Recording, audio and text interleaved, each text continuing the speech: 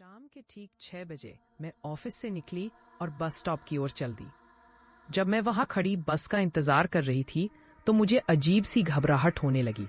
ऐसा लग रहा था जैसे मैंने कुछ जरूरी चीज पीछे छोड़ दी हो, लेकिन समझ नहीं आ रहा था कि क्या।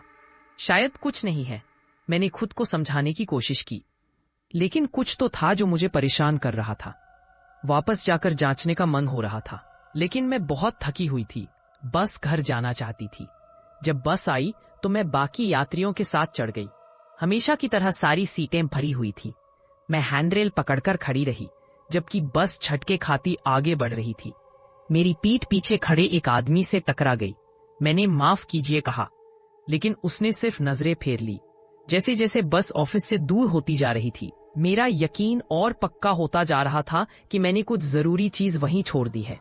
मैंने दिन भर की बातों को याद करने की कोशिश की। मुझे अपने डरावने बॉस की याद आई, जो दिन भर मुझे घूरता रहा। मुझे दूसरी सचिवों की बातें याद आईं, जो अफवाहें फैला रही थी कि उसे मुझ पर क्रश है। मुझे वो चिट्ठियां याद आईं जो उसने पोस्ट करने को दी थी। क्या मैं उन्हें भूल गई थी? बिल्कुल नहीं। मुझे वो मीटिंग्स याद आईं जो मुझे शेड्यूल करनी थी। क्या मैंने की थी?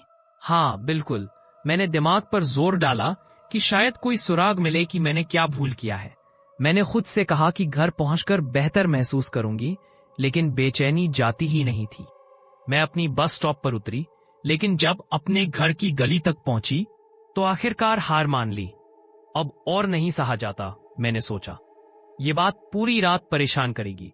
मुझे ऑफिस वापस जाकर देखना ही होगा कि मैंने क्या अनदेखा कर दिया। जितनी थकी हुई थी, फिर भी मैं वापस बस स्टॉप की ओर चल दी, ऑफिस की ओर। ये सिर्फ अपने मन को शांत करने के लिए कर रही थी। जब मैं बस से उतरी तो 7 बजे की घड़ी की घंटी सुनाई दी। मैं जल्दी जल्दी उस गली में चढ़ी जहां ऑफिस था और चाबी से दरवाजा खोला। जल्दी से सीढ़ियां चढ़ी। जब ऑफिस का दरवाजा खोला तो मैं वहीं रुक गई। जैसे ही नजरें फर्श पर पड़ी, मेरा दिल दहल गया। भयानक रूप से मुझे याद आया कि मैंने क्या पीछे छोड़ दिया था। वो थी